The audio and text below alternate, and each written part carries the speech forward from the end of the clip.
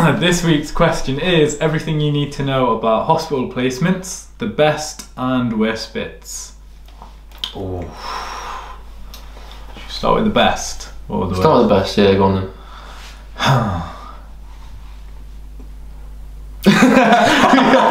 Alright, moving on to the worst.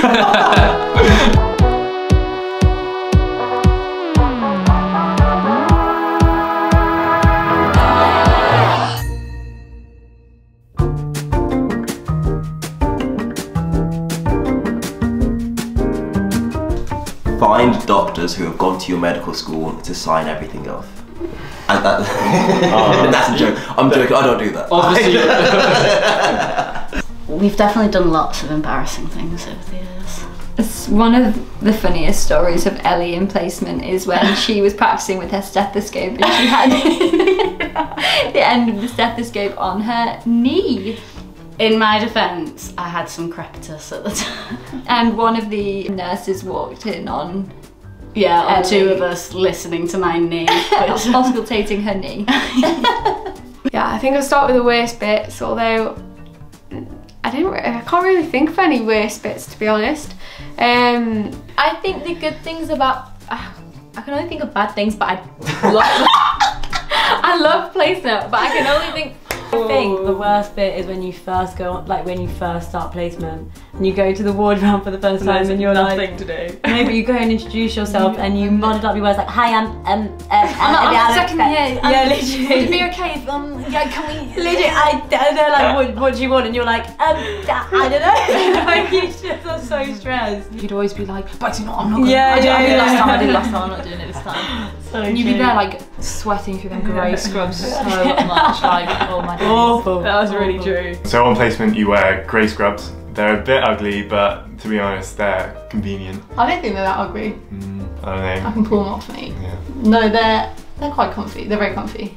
Yeah, they're comfy and they're convenient because like you know what to wear and easy to wash, so that's okay. But then on some placements you do wear smart outfits, which make you feel a bit more like a doctor. We've got scrubs that say student doctor in big writing on it, so that's grey great. scrubs. And then you've got a little colourful lanyard, so it's very obvious that we are third year student doctors from the Uni of Liverpool. At all.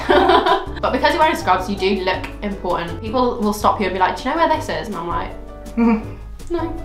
Yeah. But sometimes you do know and you're like, yeah, it's just down there. But great story. Shut up! I'm a fan of scrubs. I would wear scrubs like to everything if I could. Really? Yeah. If I was like, especially when like, I wish I could be an F1 and just wear scrubs. Like, it stresses me out the idea of having to buy like smart outfits. But anyway, this is not the point. Carry on.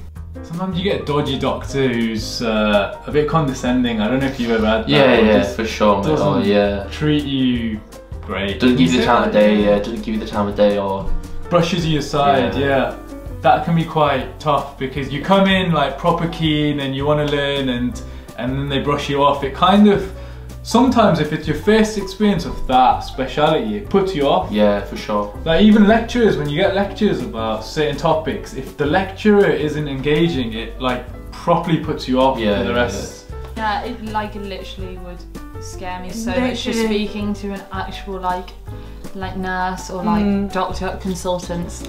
Definitely wouldn't speak to them. And some really look down on you like, who are you, scum of the earth? They obviously don't think that. No, obviously they don't think that. They were asked once. Yeah. You gotta remember that. Most of the time, the consultant is not really like, they're like, sorry, talking to me. Yes. So just remember, like, you have a right to be there. Yeah. Like we are the doctors of the future. Don't let it put you down. We have a doctor who's a bit big for their own boots. You know what I mean? The ones who forgot that they were ever medical students. Yeah. The ones who think they were born doctors. When you ask them a question and instead of giving you a nice answer, eye roll. Eye roll. Why don't you know that? Well, I'll let you go home and do reading on that. Yeah, I've been told off by a doctor in front of other people. I'm sure other people have. Yeah, I have. I mean, I guess it's just something that comes with being a medical student. There's going to be bad people and good people wherever you wherever you go. Mostly it's good people. And yeah, at the end of the day, you get doctors that are just rude to you and you can't take it personally. Like you don't know what they're going through as well. I mean, it's no There's like There's doctors no, like, that are notorious for it as well, aren't there? Yeah, but I think that's the case with like every kind of field you go into. Some people are generally not that nice, and like it's fine. There are a mix. I think there's some great people. Most people are great, but there are some people who will make you feel a bit stupid. And for me, I was trying to scrub in. I'd never done it before. It's so difficult to not touch things. You realise how much you want to touch things until you're not allowed to. And I did ask someone to help me. They said to read a poster, which wasn't helpful at all, and then I did it wrong many times. Everyone was waiting on me to start this operation, and I kept touching things I shouldn't touch. So that was really embarrassing. I did cry in my car after. But like you do not every day's like that. No, you need to learn to have a thicker skin than me. You do encounter people that they're not even that they're rude, they're just busy, and sometimes people will be like, no, go away, and you have to be like, okay, because you know that in a few years it might be you, especially at the minute. They're under so much pressure, so. For your first day, no one will expect you to know anything, and that's okay. You're there to learn, you're there to learn. They don't expect you to know everything, and you've just gotta, if someone asks you a question, it's okay to hold your hands up and say, look, I don't know, but maybe you could tell me. Yeah, and if they do expect you to know it, then you know you have to. You don't have to take it personally if there's certain members of staff that aren't the kindest to you. You just gotta knock it on the chin. Take it on the chin. Take it on the chin. Oh no, you can knock it on the chin. Can you? Okay, I'm gonna go with like the worst bits. Yeah. Are waiting for your supervisor or waiting for a meeting with somebody when they've forgotten about you. Yeah.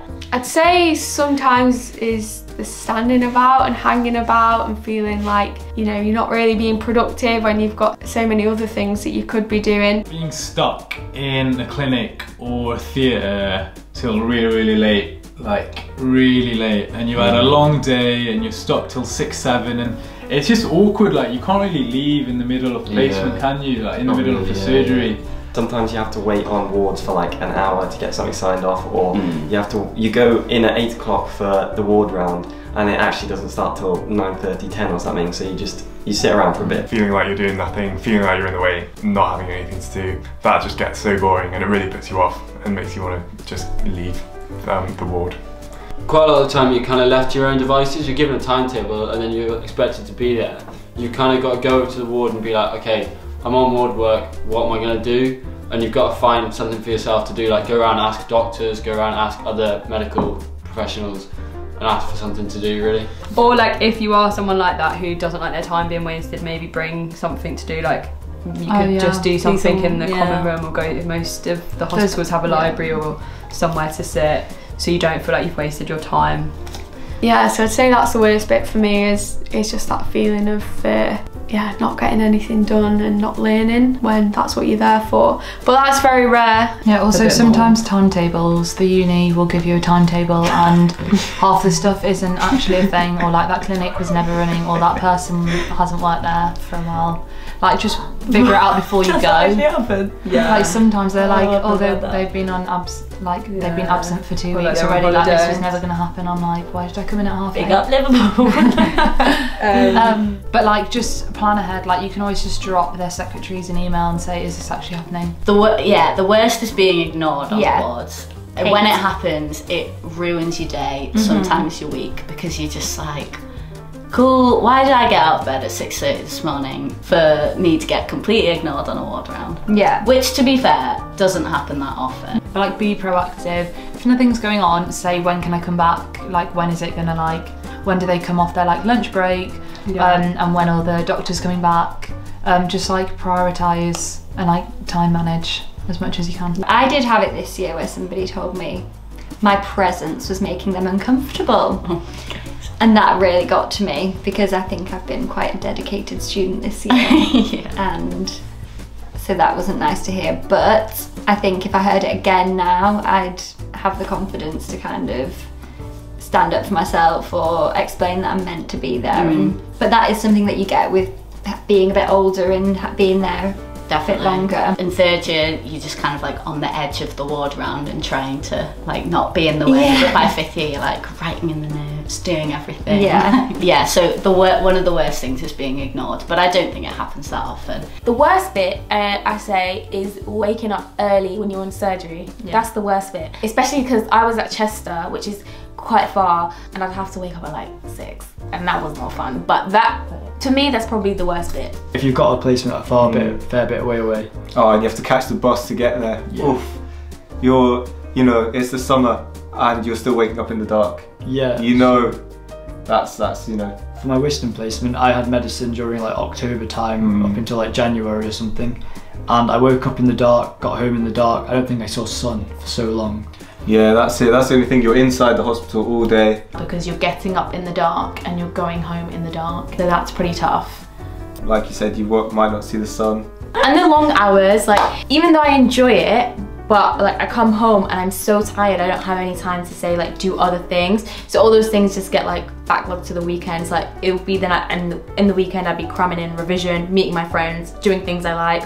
So I guess it's about finding the right balance, but it can be quite difficult, especially when you're in like far places in Chester and it's winter. You come home and it's pitch black. Like what do you want to do? So I think those are like maybe like the worst times and the worst part of the year.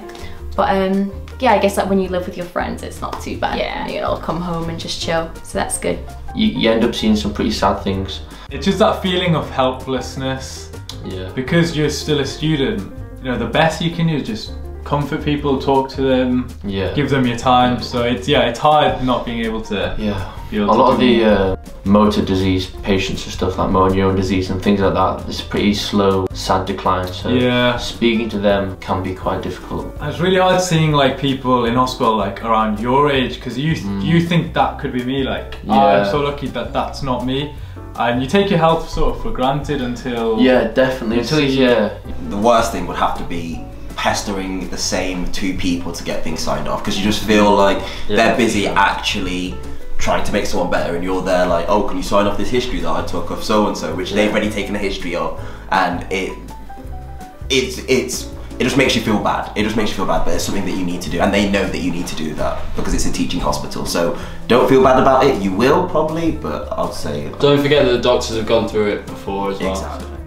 Even now I get really nervous asking doctors to do things because I feel like I'm taking up their precious time, and it is really precious and they are really busy, so it can be really hard to ask. But I think a few people, like doctors themselves, have said that actually, you know, universities pay hospitals to teach us, and they get a massive amount of funding, so that, you know, they acknowledge that we exist and give us teaching and help us and things like that. So I think don't feel too bad, because they had to do it and they still have to do it. Even in training, they have to get things signed off. So. I think as a medical student, you almost feel guilty asking doctors for help, asking them to teach you and stuff like that. But at the end of the day, it is their responsibility to make sure that you're learning as well. Like you said, doctors and the hospital is getting paid for you to be there. Like, just make the most out of it, because this is your only experience to sort of like make stupid, well, I mean, you can in the future, but like, this is the time to make stupid mistakes. 100%. And if you make a fool out of yourself,